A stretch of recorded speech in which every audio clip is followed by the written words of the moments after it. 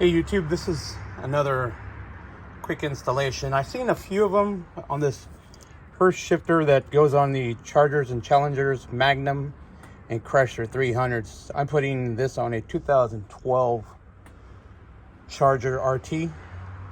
The part number is 5380439, and I went with the black with chrome since I have chrome accents on my dash. I saw a couple of videos. Some were screw off. The other ones had to take off the center console in order to remove the shifter itself, and then you had to like rewire it in a funky way. Thank God mine's not like that. Mine is a simple pull off. The Chargers from 06 to 14 also have a screw off kind that you counterclockwise unscrew the shifter on the automatic transmission. Tools you're going to need for this job is a Torx 15 and a Torx 10. Those are actually to remove the screws on the handle itself. T15, and on the inside of these, take this apart. There's going to be some set screws. There's 3 of them. Once you slip the shifter onto the shifter shaft, you just put these set screws down to hold it in place. Those are T10s. So in order to do this job, it's quite simple. You'll need a pry tool.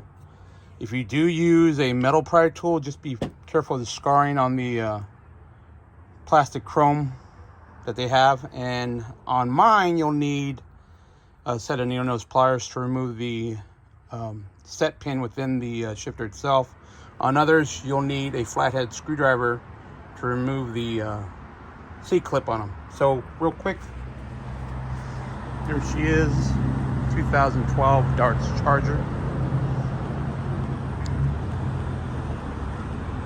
Go ahead and demonstrate this real quick. That's the kind of shifter I have. So this beauty ring right here, you're just gonna put a pry tool in there, pry it down. You'll see this set pin located there. You'll go ahead and just pull that out. And this here, there's also another clip located right here that you'll need that flathead screwdriver to pull off. It's just a C-clip, and then the shifter will just come straight off. Very simple. On others, you'll have to unscrew it. On the manual transmissions, you'll have to take this off the cup tray, and then it's a rewiring because they are the electric indicator on the top. You'll have to plug it back in, or else you'll get a fault code.